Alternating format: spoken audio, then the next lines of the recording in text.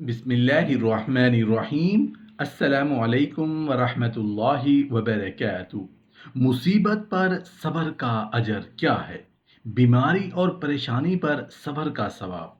मोहतरम नाजरीन, गम और मुसीबत जिसको आज इंसान इतना बुरा कहता है, ये तो अल्लाह जुल जलाल का एहसान है कि ऐसा गम और मुसीबत उसके गुनाहों का कफ़ारा बन जाते हैं।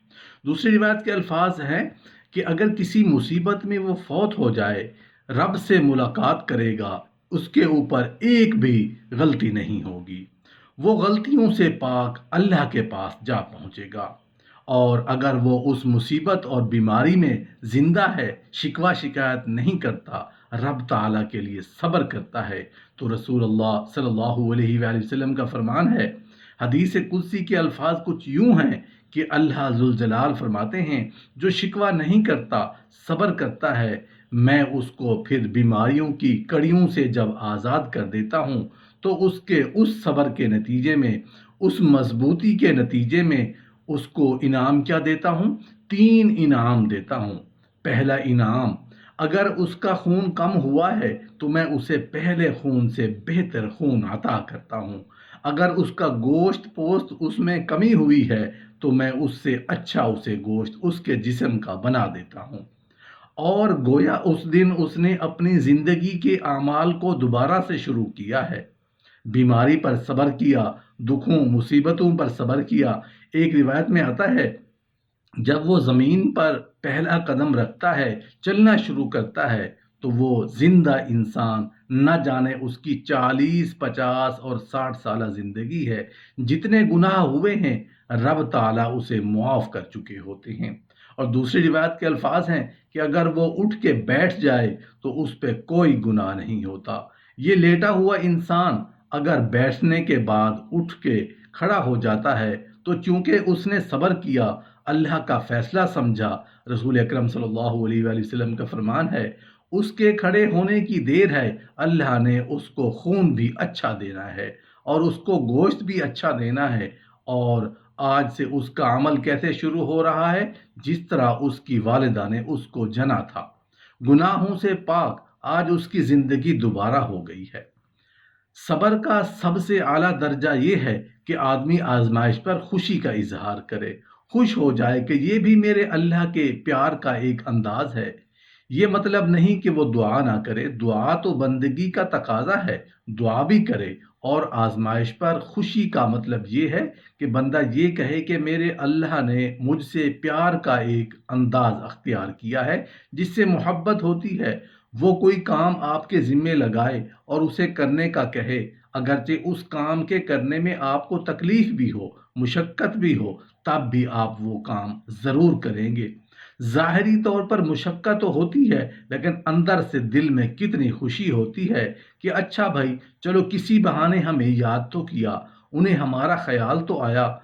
तो इसी तरह सब्र का आला दर्जा ये है कि बंदा दिलो जान से तमाम आने वाले हालात पर राज़ी रहे।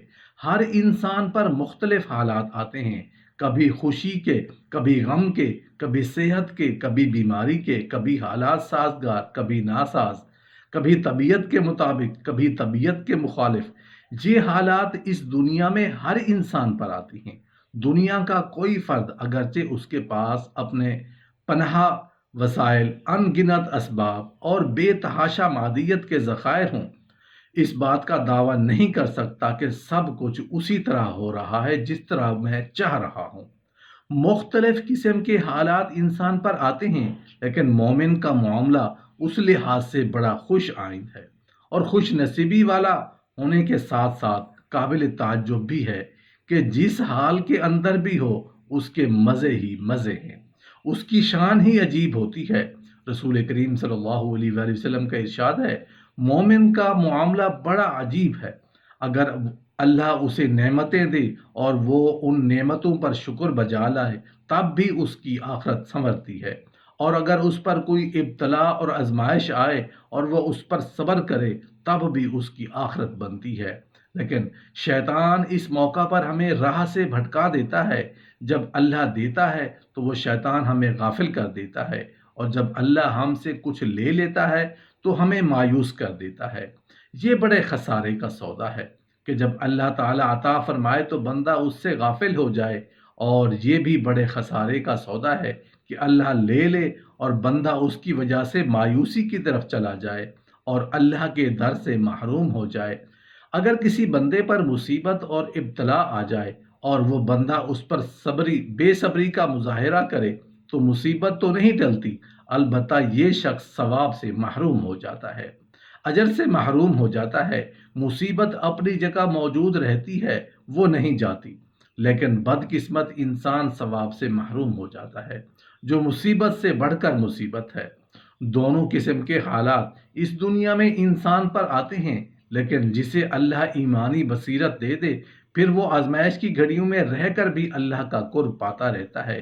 ایک موقع پر امی عائشہ صدیقہ رضی اللہ عنہ تشریف فرما تھی۔ چراغ پاس پڑا ہوا تھا، ہوا آئی اور چراغ بجھ گیا، تو نبی کریم صلی اللہ علیہ وآلہ وسلم نے فرمایا انا للہ و انا الیہ راجعون۔ امی رضی اللہ عنہا نے کہا، اے اللہ کے رسول، یہ جو آپ نے کلمات پڑھے ہیں یہ تو کسی بڑی مصیبت کے وقت پڑھے جاتے ہیں۔ آپ صلی اللہ علیہ وآلہ وسلم نے فرمایا، عائشہ یہ بھی ایک مصیبت تھی کہ تم روشنی سے تاریکی میں آ گئی، اس پر بھی تمہارے دل میں تکلیف ہوئی ہے، میں نے یہ کلمات کہہ دیے تو اللہ پاک اس پر بھی اجر و ثواب عطا فرمائے گا۔ مومن کو تو اگر کانٹا بھی چبھ جائے تو اس پر بھی اسے اجر ملتا ہے، اس کی ہر پریشانی آخرت میں اس کے درجات کی بلندی کا ذریعہ ہے۔ نبی کریم صلی اللہ علیہ وآلہ وسلم کا مفہوم ہے کہ جب مومن بندہ آزمائش کی گھڑیوں میں بیماری کی حالت میں زبان سے آہ آہ کی آوازیں نکالتا ہے تو اللہ پاک فرشتوں سے فرماتے ہیں، اس بندے کی آہ آہ کے بدلے میں سبحان اللہ لکھ دو۔ جب اس کی تکلیف اور بڑھتی ہے اور وہ تکلیف کی شدت سے چیخنے لگتا ہے تو اللہ پاک فرشتوں سے کہتے ہیں، اس کے بدلے میں لا الہ الا اللہ کہنا لکھنا شروع کر دو۔ اور پھر جب یہ بندہ تکلیف کی زیادتی کی وجہ سے اٹھنے کے قابل نہیں رہتا، بستر پر پڑا رہتا ہے، تو اللہ فرشتوں سے کہتا ہے کہ اس کی طرف سے تم صدقات کا ثواب لکھتے جاؤ۔ اور پھر جب یہ مومن بندہ تکلیف کی وجہ سے کروٹیں لیتا ہے تو اللہ تعالیٰ فرشتوں سے کہتا ہے کہ اس کے لیے ایسا ہی اجر و ثواب لکھ دو جیسے کہ ایک مجاہد کو دشمن پر پلٹ پلٹ کر حملہ کرنے کی وجہ سے ملتا ہے۔ رسول کریم صلی اللہ علیہ وآلہ وسلم نے تو ایک بڑی عجیب بات ارشاد فرمائی، جس شخص کے ساتھ اللہ تعالیٰ نیکی کا ارادہ کرتا ہے اس کے برے اعمال کی سزا میں جلدی کرتا ہے اور سزا اسی دنیا میں دے دیتا ہے۔ اور ایک جگہ فرمایا، جب اللہ کسی بندے سے محبت کرتا ہے تو اسے کسی آزمائش میں مبتلا کر دیتا ہے اور پھر اللہ اسے صبر کی توفیق بھی دے دیتا ہے۔ حدیث میں آتا ہے کہ کل قیامت میں اللہ رب العزت جب حساب و کتاب کا سلسلہ شروع فرمائیں گے تو کچھ لوگ ایسے اہل اعمال ہوں گے کہ بہت سی نمازیں لے کر آئیں گے، نفلی روزے، نفلی صدقات اور نفلی خیرات لے کر آئیں گے، لیکن جب ان کا میزان قائم کیا جائے گا تو کچھ لوگوں کو اللہ بلائے گا اور ان کو بے انتہا اجر و ثواب بلا حساب دے دے گا، بغیر گنتی کے عطا کر دے گا۔ جب یہ اعمال والے دیکھیں گے تو کہیں گے یہ کس چیز کا اجر ہے؟